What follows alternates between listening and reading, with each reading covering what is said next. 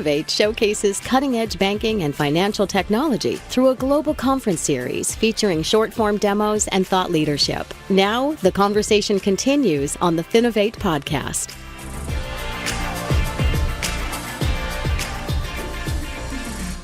Welcome to the Finovate podcast. Joining me today, we have Chris Skinner, chair of the FS Club, among several other titles. And he also has a new book called Doing Digital, which is available on Amazon.com and other fine booksellers. Chris, thank you so much for joining me on the podcast.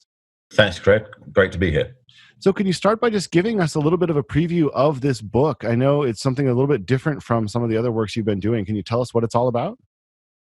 Yeah, I'll try and keep it short. That basically, I have been writing a lot to say that banks are pretty terrible at doing digital. So a couple of years ago, I decided that actually there are a few banks that I thought were trying really hard to do digital well, and let's go out and find out what they're doing. So I traveled around Asia, Europe, and the USA, particularly meeting JP Morgan Chase, BBVA, ING, DBS in Singapore, and China Merchants Bank, interviewing their C-suite and many of their people about the lessons they've learnt in doing digital transformation and what they can share with everyone else. And the book's a result of that. There's about 35 lessons, and they fall into four major categories, which is working out what to do, how to do it, doing it, and then doing it better forever. And although I say there's four categories, four phases, those phases have pretty much taken those banks 5 to 10 years to work their way through it. So it's not easy, but they're doing digital pretty well. I'm not saying they're doing it great, but they're trying really hard. Yeah, well, and I think it's nice to be focusing on this sort of step-by-step process as how to do something and kind of taking it away from, this is an industry that struggles with X and providing some concrete tips on here's how you can actually do this. And it is a challenge, I think, to your point. But at least having some sort of roadmap is got to be really helpful. So would encourage anybody to check it out, give it a read. And it does kind of lead in nicely to what we're talking about today. We're still talking about coronavirus, the impact on financial technology. Obviously, it is a situation that's going to continue to unfold for the foreseeable future at any rate, which isn't super long, by the way. But it's good to get your thoughts on, big picture, what you're seeing in the financial technology industry right now as a result of all of these high-level seismic shifts to the industry. Yeah, I think that the pandemic has raised something that I've been saying for years is the weakness of large banks, which is that they are organized for the physical distribution of paper through a network of buildings and humans, and they need to convert to be a digital network of data that's distributed through software and servers. And what we're seeing is the fintech companies and the new challenger banks finding that the working from home, working remote, working through the cloud is not an issue, but the large traditional banks really not coping with this very well. By way of example, the banks that I deal with in the UK are telling me that they're getting 10 times the volume of calls from small businesses and consumers and customers, and they've got 10 times less staff. And in some cases, they have actually shut their call center because the call center was in India, and India closed with 4 hours notice. So it's left them completely stuck. And those are massive issues for an organization that didn't create a digital backup of their physical structure. What we're going to see post-pandemic is these banks all rushing to become truly digital.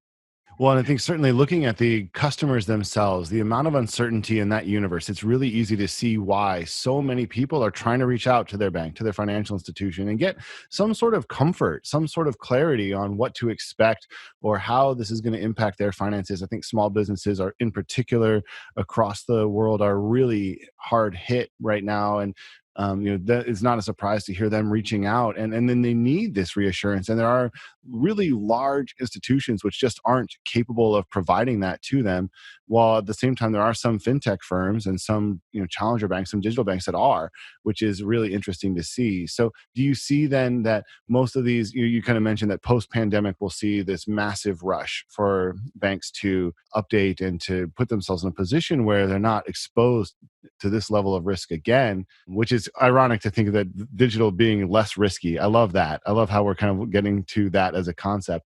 But what do you see, that dynamic between kind of fintech and bank shifting over the next couple of years? Because it's always been sort of fintechs are the outsiders, banks are the insiders. Is that going to be turned on its head?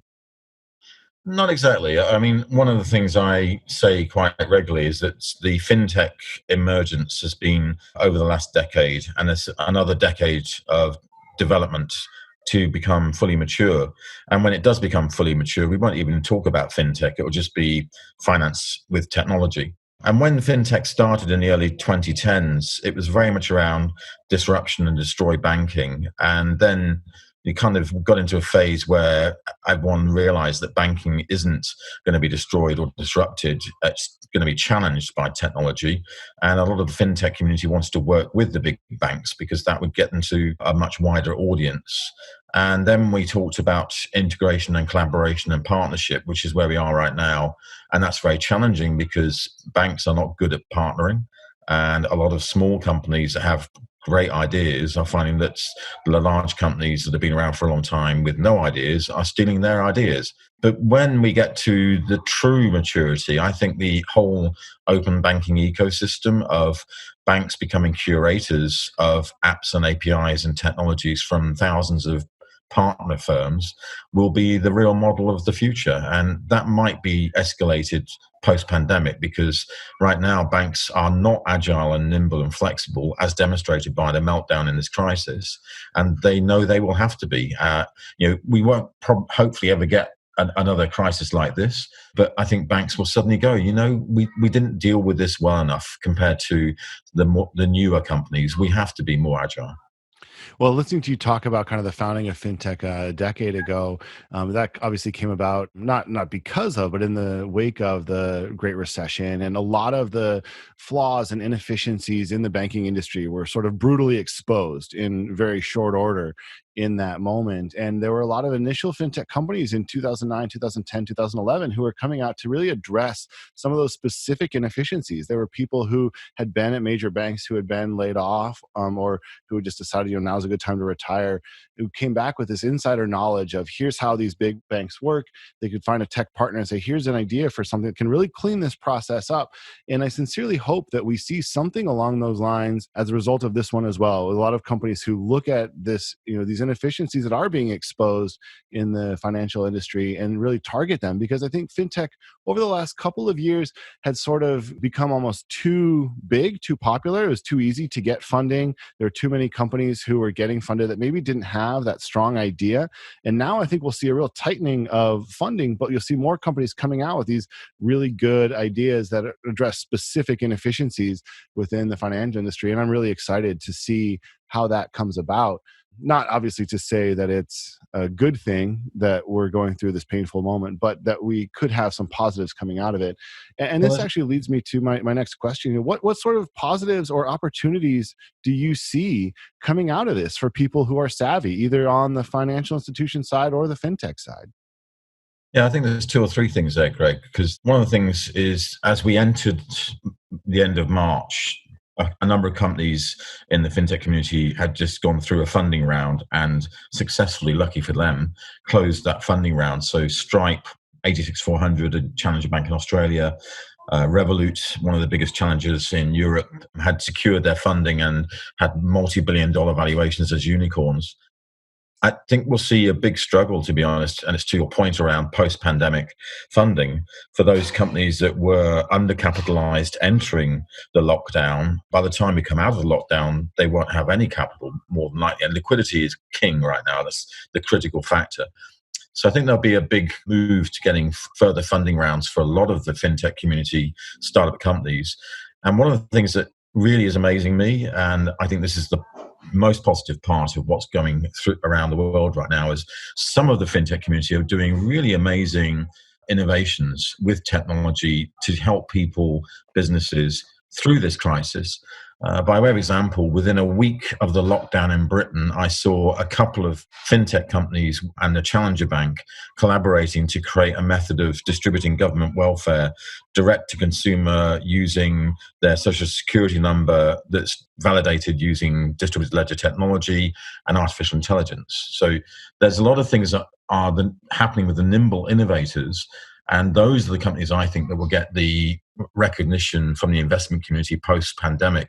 The ones who are just sitting there like rabbits in headlights are really going to struggle.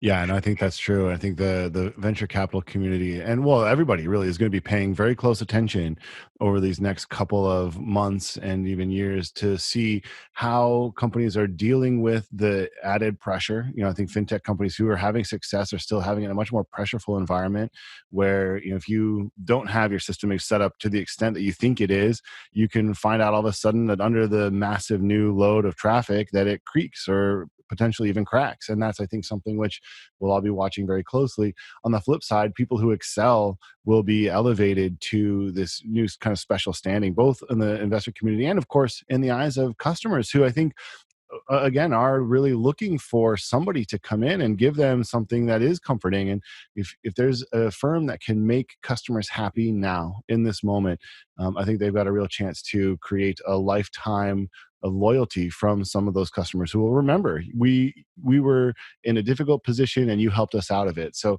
now the flip side is obviously there as well. What are some of the pitfalls or challenges that you see becoming apparent that maybe we didn't have to worry as much about in January of this year? I think a lot of people will, if they hear good news stories, they actually will switch accounts, which they didn't do in the 2008 crisis because they didn't need to. In this crisis, if you aren't getting good service from your financial provider and you hear from friends that they're getting great service, it's going to make a big difference. And one of the issues I have right now, for example, is that I have a account with one of the large UK banks, and their call center is based in India, and India closed with 4 hours notice. And so they've actually shut their call center. I haven't been able to get hold of the bank for a month, which is ridiculous. And those bad news stories, I think, will be shared just as much as the good news stories, which is the reason why, as I say, I'm already hearing this, in fact, that a lot of the fintech community that wanted to work with large banks and was struggling to get through any decision, because banks are generally terrible at decision making, are getting those decisions made in days. I've actually heard from one technology startup company that's been talking to a bank for 36 months, and every month they keep saying they're going to sign the contract. They finally signed it within days of the lockdown. So this is tipping people over the edge. It's making things Yeah. change.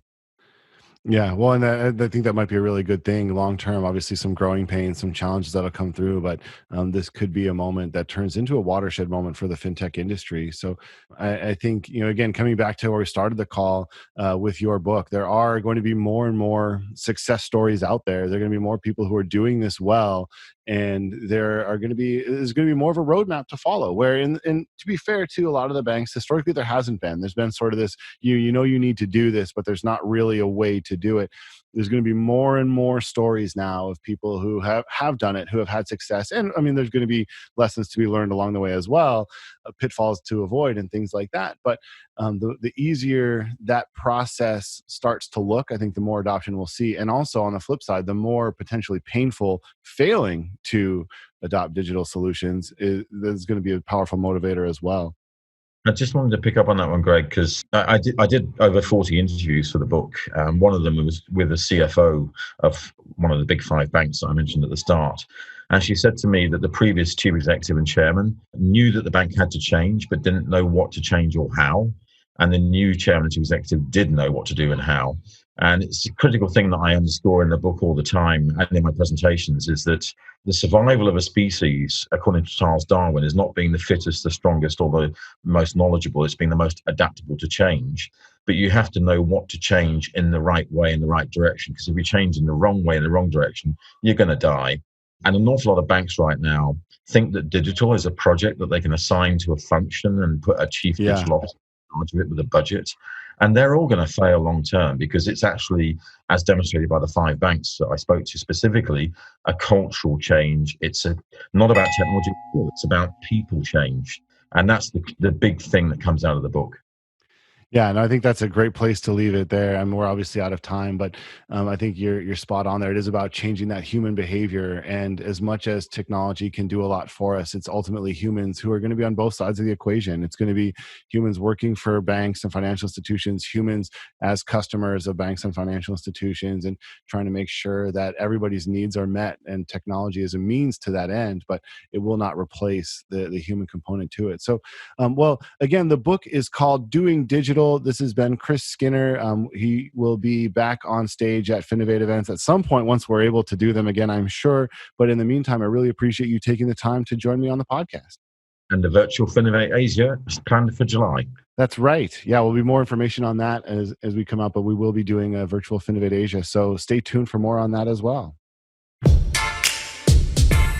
The Finovate podcast is produced by Informa Connect in association with Provoke.fm Media. Check out Finovate.com for information on Finovate's upcoming shows and to learn how you can get involved. The discount code Finovate Podcast will save you 20% on tickets to all of our events. And you can email us at info@finovate.com for information on sponsoring, speaking, or demoing. Thanks for listening.